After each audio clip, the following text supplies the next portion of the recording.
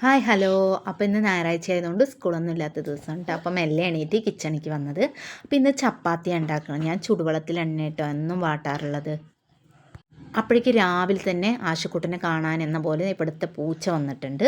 പിന്നെ അതൊക്കെ കഴിഞ്ഞപ്പോൾ ഞാൻ എന്ത് ചെയ്തു, അതൊന്ന് പരത്തിയിട്ട് ചുട്ടെടുക്കുന്നുണ്ട്. പിന്നെ ഉരുളക്കിഴങ്ങ് കറിയാണ് കേട്ടോ.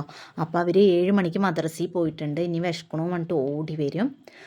അപ്പോൾ വേഗം ഒക്കെ റെഡിയാക്കുകയാണ്. അപ്പോഴേക്കും അവർ വന്നു കേട്ടോ. അപ്പോൾ ഞാനും കഴിച്ച് അവർക്കും കഴിക്കാനൊക്കെ കൊടുത്ത് ചായയൊക്കെ കട്ടാനൊക്കെ വെച്ചിട്ട് അങ്ങനെ പിന്നെ പാത്രം കഴുകാനും ഓരോന്നിനും നിൽക്കുന്നുണ്ട്. അങ്ങനെ ഓരോ പാത്രങ്ങളായിട്ട് ഞാൻ അങ്ങനെ കഴുകിയെടുക്കുന്നുണ്ട് കേട്ടോ. പിന്നെ അത് കഴുകൽ കഴിഞ്ഞതോടെ ഞാൻ കിച്ചണും അവിടെയൊക്കെ ഒന്ന് കൗണ്ടർ ടോപ്പൊക്കെ ഒന്ന് വൃത്തിയാക്കി ഒന്ന് നീറ്റാക്കിയിട്ടുണ്ട്.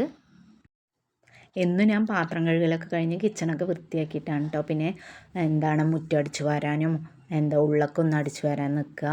അല്ലെങ്കിൽ കയ്യോടെ ചെയ്തില്ലെങ്കിൽ പിന്നെ അതങ്ങനെ പിന്നെ ചെയ്യാമെന്നുള്ളതിൽ അതങ്ങനെ കടന്നോളൂ കേട്ടോ. അപ്പോൾ ഇന്നിപ്പോൾ ഇത് ബീഫാണ് കേട്ടോ. അപ്പോൾ ബീഫൊക്കെ ഞാൻ കഴുകി വൃത്തിയാക്കി മാറ്റി വെക്കുന്നുണ്ട്. പിന്നെ ചോറിനുള്ള അരി ഇട്ട് കൊടുക്കുന്നുണ്ട് കേട്ടോ.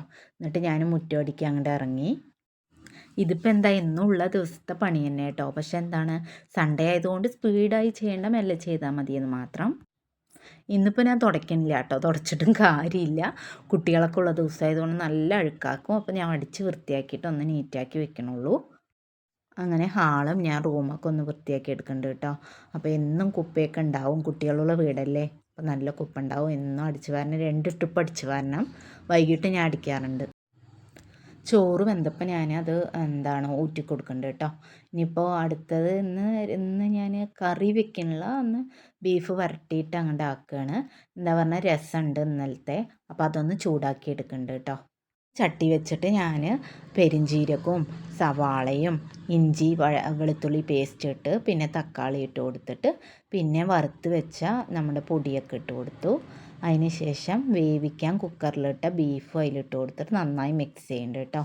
നന്നായി മിക്സ് ചെയ്തിട്ട് അത് നന്നായിട്ട് അതിലോട്ട് പിടിക്കണ റെഡി ആവുന്നതിൻ്റെ ഉള്ളിൽ നമുക്കൊന്ന് തുണിയൊക്കെ ഒന്ന് മടക്കി വെച്ച് വരാം.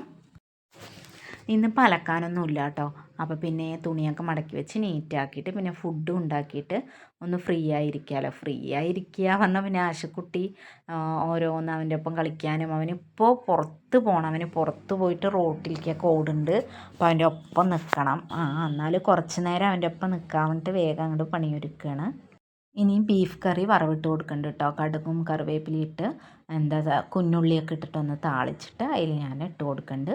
അപ്പോൾ ഇത്രയേ ഉള്ളൂ കേട്ടോ വീഡിയോ ഇഷ്ടപ്പെട്ടാൽ എന്തായാലും സപ്പോർട്ട് ചെയ്യാൻ മറക്കരുത് കേട്ടോ കൂട്ടുകാർ.